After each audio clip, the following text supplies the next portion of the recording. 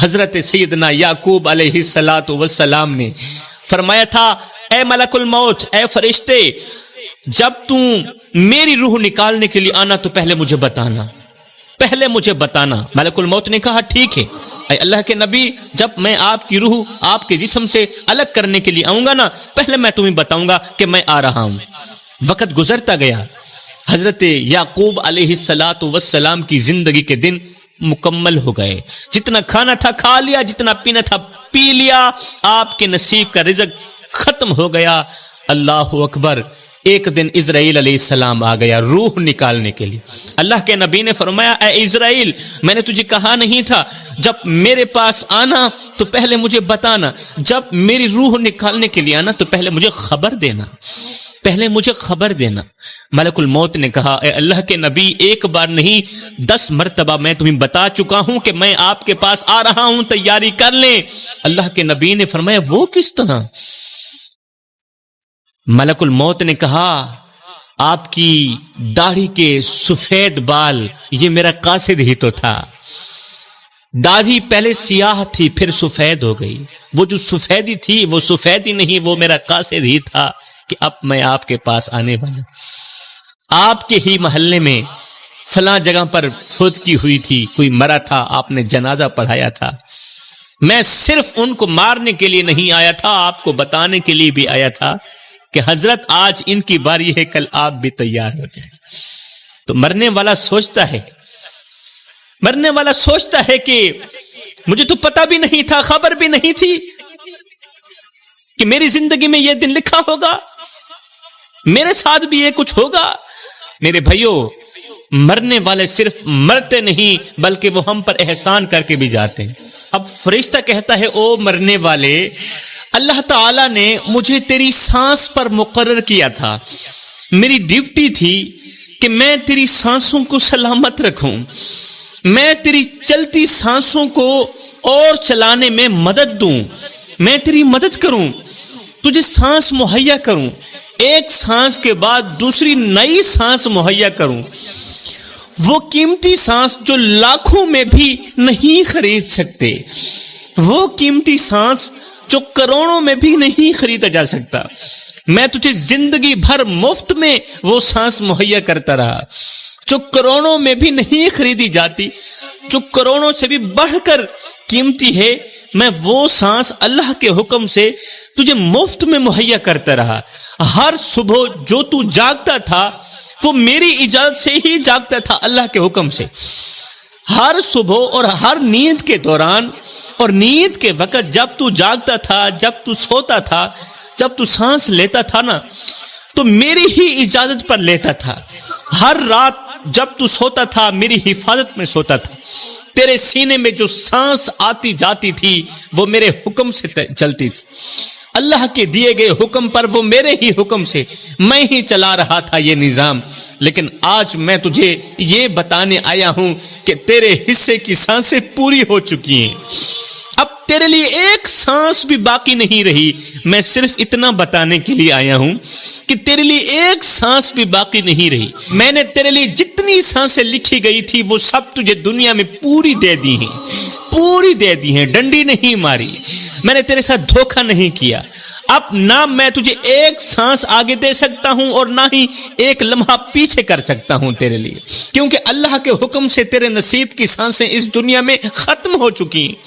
فرشتے کی یہ بات سن کر کہ اللہ کے حکم سے تیرے نصیب کی سانسیں اس دنیا میں ختم ہو چکی ہیں، فرشتے کی یہ بات سن کر مرنے والا اندر سے ایک دم ٹوٹ جاتا ہے، جس طرح وہ مرنے سے پہلے مر چکا ہو۔ اسے یقین ہو جاتا ہے کہ اب واپسی کا کوئی راستہ نہیں ہے، اب نہ سانس باقی ہے، نہ طاقت، نہ پانی، نہ رزق، اور وہ سمجھ جاتا ہے کہ اب اصل سفر شروع ہونے والا ہے، اب اگلے جہان والا سفر شروع ہونے والا، وہ سفر جس میں دنیا کی کوئی چیز ساتھ نہیں جائے گی، کوئی چیز ساتھ نہیں جائے گی۔ میں نے کہا ہے نا، نہ کفن میں جیب ہے، نہ قبر میں الماری ہے، اور کمال کی بات تو یہ ہے کہ موت کا فرشتہ رشوت بھی نہیں لیتا۔ اس کے بعد پھر کیا ہوتا ہے؟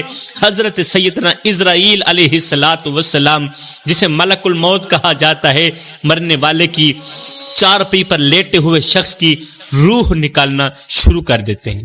انسان کی یہ روح پیروں سے نکلتی ہوئی اوپر کی طرف آتی ہے، سر کی طرف آتی ہے، اور جب یہ روح دل اور پھیپھڑوں تک پہنچتی ہے تو یہ وہ لمحہ ہوتا ہے کہ جب انسان پہلی مرتبہ فرشتوں اور شیطانوں کو دیکھتا ہے۔ پہلی مرتبہ فرشتے کو بھی اپنی آنکھوں سے دیکھتا ہے اور شیطان کو بھی پہلی مرتبہ اپنی آنکھوں سے دیکھتا ہے۔ وہ سب کچھ جو دنیا میں آنکھوں سے اوجھل تھا اچانک اس کے سامنے آ جاتا ہے۔ فرشتے اوجھل تھے، اس کے سامنے آ جاتے ہیں۔ شیطان اوجھل رہتا ہے دنیا میں، مگر موت کے وقت مرنے والے کی بالکل آنکھوں کے سامنے آ جاتا ہے۔ اور جب یہ روح مکمل طور پر نکل جاتی ہے تو انسان کی آنکھیں مکمل طور پر کھل جاتی ہیں۔ انسان آنکھیں پھاڑ پھاڑ کے آسمان کی طرف دیکھنے لگتا ہے۔ جسم بے جان ہوتا ہے مگر آنکھیں حقیقت دیکھ رہی ہوتی ہیں، اور انسان آسمان کی طرف دیکھنا شروع کر دیتا ہے۔ یہی وہ لمحہ ہوتا ہے جب وہ پہلی مرتبہ اپنی روح کو آسمان کی طرف جاتا ہوا دیکھتا ہے مرنے والا۔ میرے محترم بھائیوں، آج کا نوجوان بہت ہی غافل ہو چکا ہے۔ آج کے نوجوان بہت ہی غافل ہو چکی۔ آج کے نوجوان زندگی رب کی مرضی کے مطابق نہیں گزارنا چاہتے، بلکہ اپنی مرضی کے مطابق گزارنا چاہتے ہیں اور گزار رہے ہیں۔ اپنی قیمتی زندگی کو غفلت کے نام کر دیا۔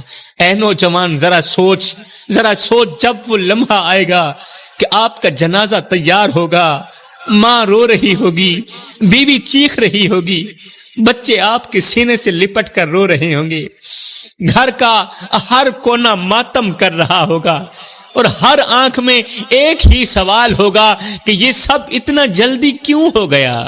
یہ سب اتنا جلدی کیسے ہو گیا؟ ہم نے تو سوچا بھی نہیں تھا۔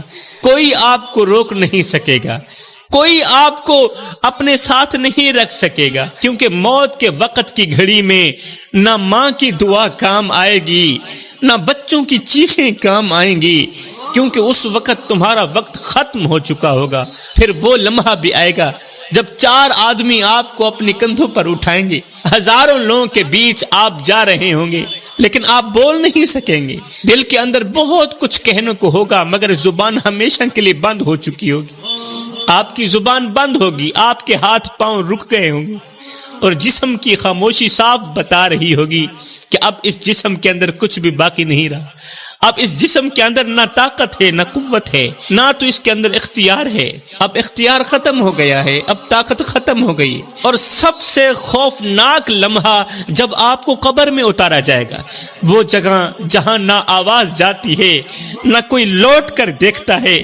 سفید کفن میں لپٹے ہوئے جسم کو 4 آدمی قبر کے اندر اتاریں گے۔ اللہ فرماتا ہے، او میرے بندے، شکر کر، ہم نے تجھے موت عطا کر دی اور ہم نے تجھے قبر جیسا خوبصورت مکان دیا۔ ایک کتا بھی تو مر جاتا ہے، گھسیٹ کے روڑی پہ ڈال دیا جاتا ہے۔ بکری بھی تو مری تھی، گھسیٹ کے روڑی پہ ڈال دی گئی۔ اے میرے بندے، اگر تجھے بھی گھسیٹ کر روڑی پہ ڈال دیا جاتا تو کیا تھا؟ اگر تیری میت کو بھی جلا دیا جاتا تو کیا تھا؟ فرمایا، نانا یہ میرا شاہکار ہے، پہلے اسے غسل دو، پھر اس کو چٹا لباس پہنا دو، لٹھے کا سوٹ پہنا دو۔ میرے شاہکار نے ساری زندگی غربت میں گزاری ہے، کبھی مہنگا سوٹ نہیں پہن دیکھا، کبھی لٹھے کا سوٹ نہیں پہن دیکھا، اسے لٹھے کا سوٹ پہنا دو، اور جگہ جگہ پر خوشبو بھی لگا دینا، جگہ جگہ پر خوشبو لگا دینا۔ آج دشمن بھی تیرا منہ دیکھنے آ رہا ہے، آج زمانہ تیری زیارت کرنے کو آ رہا ہے۔ ایمان سے بتا، کیا یہ تیرا کالا چہرہ دیکھنے کے قابل ہے؟ کیا یہ زیارت کے لائق ہے؟ یہ تیرا پروٹوکول ہے۔ اللہ تعالیٰ نے تجھے کتنی عزت دی۔ پھر فرمایا، اسے اٹھاؤ، قبرستان کی طرف لے جاؤ۔ آج لوگوں نے تجھے اپنے کندھوں پر اٹھایا ہوا ہے۔ فرمایا، ایک بندہ بھی نہیں، 4 بندے اٹھائیں، اور ہاں کندھا بھی بدلتے رہنا، اور ہاں آہستہ آہستہ چلنا، کہیں میرے شاہکار کو دھکا بھی نہ لگ جائے۔ آج تو دولہا بنا ہوا ہے، زمانہ تیری بارات بنی ہوئی ہے، اور تیرا پروٹوکول اتنا ہے کہ آج امام کعبہ بھی آ جائے تو وہ بھی پیچھے ہے، تیری لاش آگے ہے۔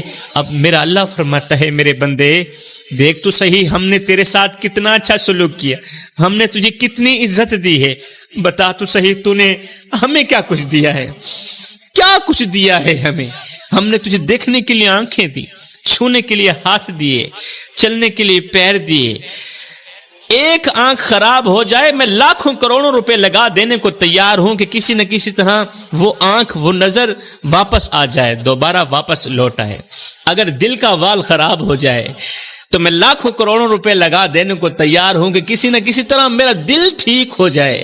فرمایا یہ آنکھیں، یہ دل، یہ گردے، یہ پھیپھڑے، یہ وہ قیمتی چیزیں ہیں جو لاکھوں کروڑوں سے بھی زیادہ قیمتی ہیں۔ مزے کی بات نہ بتاؤں، یہ سب کچھ میں نے تمہیں مفت میں دے دیے، یہ سب کچھ میں نے تمہیں مفت میں دیا ہے، کبھی اس کا بل نہیں مانگا، کبھی اس کے پیسے نہیں مانگے۔ اے بندے، پھر ہمارا حق بنتا ہے کہ ہم اپنے رب کا شکر ادا کریں، پھر ہمارا حق بنتا ہے کہ ہم اٹھیں تو شکر کرتے ہوئے، ہم بیٹھیں تو اپنے رب کا شکر کرتے ہوئے، ہم سانس لیں تو ہر سانس کے بعد گزری ہوئی سانس کا شکر ادا تو ہونا چاہیے نا۔ اتنی تو وفا کر کے جائے نا، اتنی تو وفا کر کے جائے نا۔